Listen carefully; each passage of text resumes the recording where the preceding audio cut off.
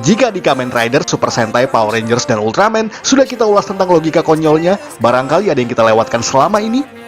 Ya, meskipun tidak semua franchise kita ulas, kali ini kita akan mencoba menyatukan semuanya.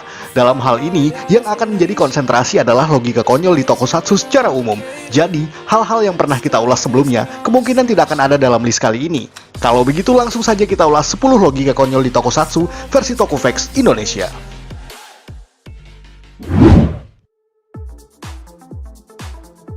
Mendung berarti pertanda bahaya. Sering kita lihat di berbagai serial bahwa ketika bumi dalam keadaan bahaya, biasanya dimulai dengan awan yang mendadak mendung dengan sendirinya. Memang keadaan mendung semacam itu bisa terjadi ketika kota sedang dalam porak-poranda, yang menyebabkan asap hitam memenuhi langit tentunya. Dan itu masih bisa diterima secara logis. Akan tetapi yang sama sekali tidak masuk akal adalah ketika bumi baru diserang oleh makhluk asing, baik itu invasi alien ataupun makhluk interdimensional. Pertanda datangnya mereka selalu dimulai dengan awan mendung seperti yang tadi kita sebutkan. Seakan-akan monster selalu menjadi penyebab berubahnya cuaca dari cerah menjadi mendung.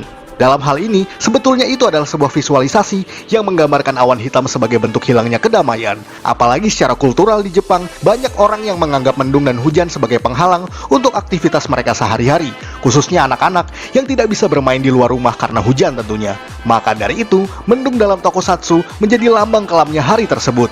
Hal semacam itu pernah diparodikan dalam episode pertama Hikonin Sentai Akiba Ranger season pertama.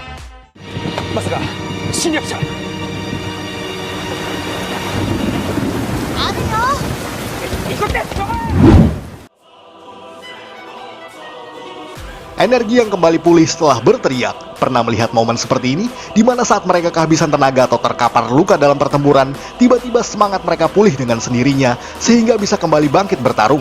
Ya, pemandangan itu sering sekali terjadi di tokusatsu. Biasanya saat-saat seperti itu akan muncul kata-kata mutiara penyemangat, dan pahlawan kita akan kembali pulih setelah berteriak. Uniknya lagi, di beberapa adegan ada yang kemudian mendapat kekuatan baru saat melakukan hal tersebut. Seakan-akan semesta mendukung dirinya secara penuh. Memang kita tahu, hal barusan adalah sebuah simbol semangat yang membara dan pantang menyerah. Karena meskipun dalam keadaan terpuruk sekalipun, seseorang harus kembali bangkit dan berjuang. Barangkali itulah pesan moral yang ingin mereka representasikan dalam adegan tersebut. Dan mungkin memang tidak sepenuhnya konyol, sebab dalam kehidupan sehari-hari pun, berteriak bisa memacu semangat seseorang untuk kembali bekerja. Namun, kalau kamu berpikir akan mendapat armor baru, pedang baru atau Megazord baru setelahnya, ya itu tidak akan terjadi lah.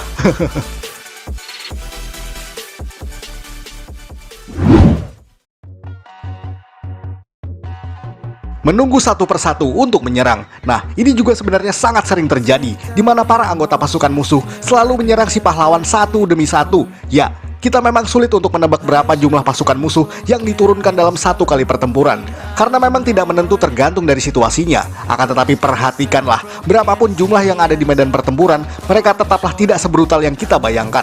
Seperti yang kita sebutkan di awal, bahwa kebanyakan yang terjadi adalah mereka menyerang pahlawan tersebut secara satu persatu, seakan-akan menunggu giliran, dan jika kawan mereka berhasil dijatuhkan, maka saat itulah giliran rekan lainnya untuk menyerang. Sebenarnya, ini tidak hanya terjadi di tokusatsu saja, karena ide semacam itu juga terjadi di berbagai film action secara umum, termasuk film Hollywood.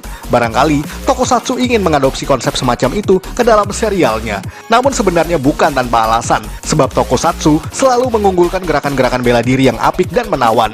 Maka dari itu, semua gerakan-gerakan actionnya sudah diatur sedemikian rupa agar tidak terkesan kasar di mata penonton anak-anak.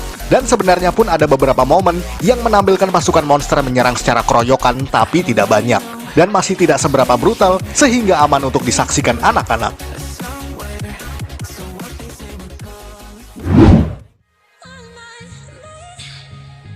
Musuh yang jadi lebih lemah saat dibangkitkan kembali. Ini biasanya terjadi di movie-movie kolaps antara hero saat ini dengan hero prequelnya, baik Kamen Rider, Super Sentai ataupun Ultraman sekalipun.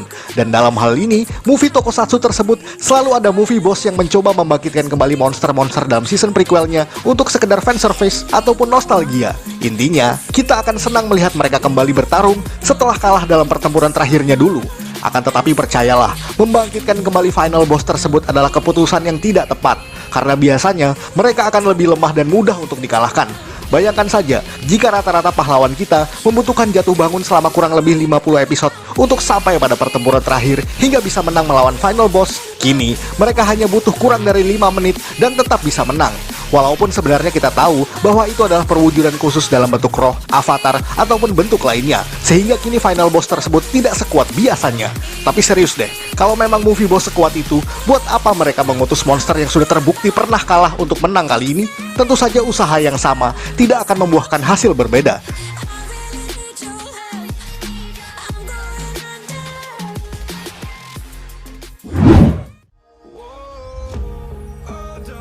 Monster yang berjalan dengan lambat. Nah, ini juga pasti sering kalian lihat, baik di Super Sentai, Ultraman, dan Kamen Rider, di mana saat monster melihat lawannya terkapar atau ketakutan, ia cenderung berjalan lambat menghampiri lawannya tersebut. Atau, ada momen yang menampilkan para hero yang sudah nyaris kalah dan musuhnya akan mengayunkan senjata kepada lawannya dengan sangat lambat sekali, alih-alih segera menghabisi lawannya tersebut. Buat apa? Ya, tentu saja untuk mengulur waktu, seakan-akan memberi kesempatan pada lawannya untuk mengambil alat berubah dan pertarungan sebenarnya akan dimulai setelah itu.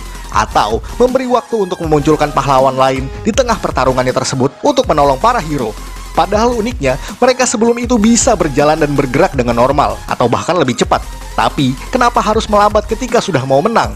Sebenarnya itu tidak hanya terjadi di tokusatsu, karena dalam serial anime pun sering sekali memunculkan logika semacam itu, bahwa antagonis lebih sering mengulur waktu meskipun kemenangan sudah di depan mata.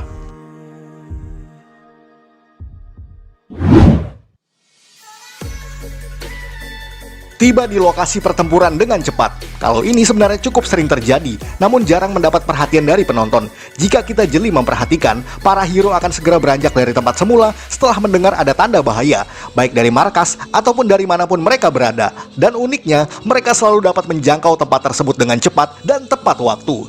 Memang kita semua juga paham, di beberapa franchise seperti Ultraman dan Super Sentai sering memunculkan gadget khusus yang memiliki fungsi GPS. Dan dengan demikian, mereka bisa mengetahui titik lokasi di mana mereka harus datang.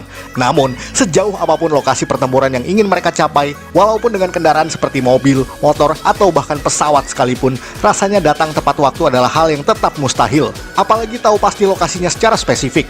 Dan lucunya, tidak ada satupun yang menyadari kedatangan hero tersebut sampai mereka benar-benar di depan mata.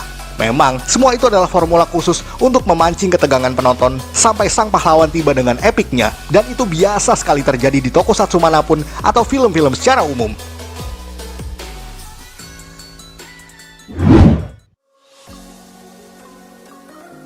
Flashback di taman. Jika kita perhatikan saat adegan flashback masa lalu, selalu memunculkan lokasi yang kurang lebih sejenis, yakni taman. Ya, umumnya setiap tokoh yang sedang bernostalgia, ia akan selalu mengenang kejadian indah tersebut bersama orang terkasihnya di sebuah lokasi taman berbunga, lengkap dengan filter gambar yang cerah dan juga hangat. Itu juga formula yang cukup sering diulang, di mana memunculkan kenangan indah memang tidak lepas dari lokasi taman. Memang ada juga lokasi lain yang bisa kita saksikan saat adegan flashback, seperti pantai misalnya. Namun apapun kenangan manisnya, taman memang merupakan lokasi populer dalam angan mereka. Walaupun sebenarnya taman bunga adalah sekedar visualisasi kebahagiaan dan kedamaian semata. Dan memang taman sebagai lokasi syuting adalah yang mungkin cukup mudah untuk digunakan. Tapi serius nih, seberapa sering kalian punya kenangan bersama seseorang di taman bunga?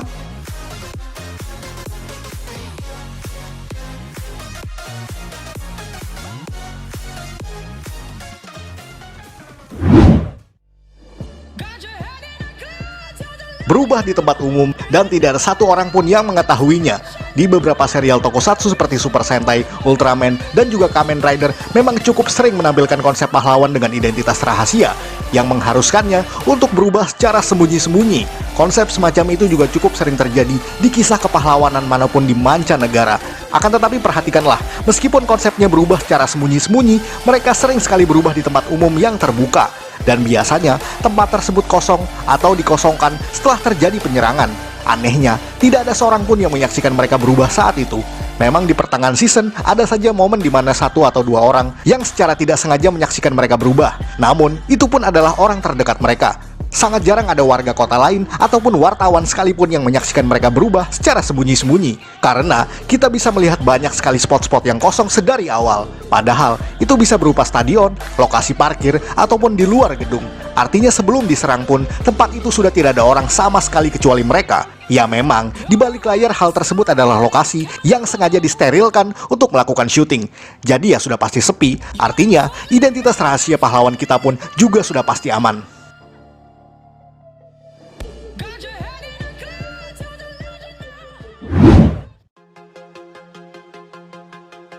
kostum yang tidak melindungi penggunanya dengan benar. Biasanya, ketika pahlawan kita kalah dalam pertempuran, kita bisa menyaksikan ada memar atau luka kecil pada wajah dan juga tubuh mereka. Padahal sebelumnya, kita tahu bahwa ia menggunakan kostum tempur yang lengkap. Akan tetapi, sepertinya itu tidak begitu membantu. Memang ada konsep tokusatsu di mana hero-nya bukan menggunakan kostum, akan tetapi wujud lain dari dirinya sehingga masih bisa terluka saat terkena serangan. Namun yang sering terjadi adalah konsep kostum sebagai pakaian tempur, akan tetapi memang masih kurang begitu maksimal untuk melindungi penggunanya. Sebenarnya konsep tersebut adalah bentuk pesan moral tersembunyi, bahwa sekuat apapun pahlawan kita, mereka tetaplah bukan makhluk sempurna yang masih memiliki kekurangan. Makanya dalam serial tokusatsu, kekuatan sejati selalu digambarkan berasal dari hati penggunanya, bukan dari kostum atau senjata mereka.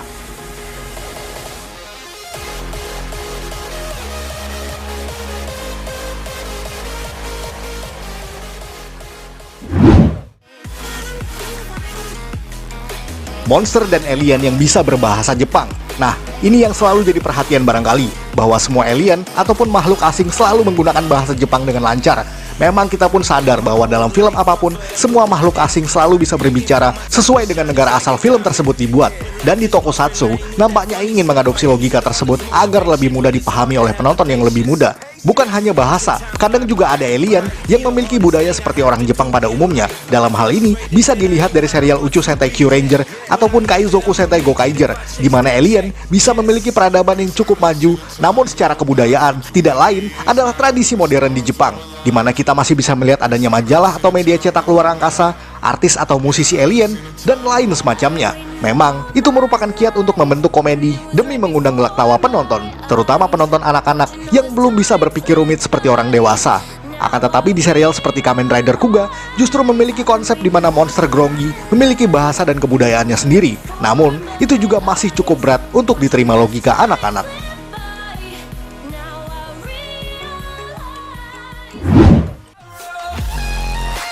Sekian ulasan dari Tokofrex Indonesia. Jika Anda suka dengan video ini, silahkan like dan share ke media sosial Anda.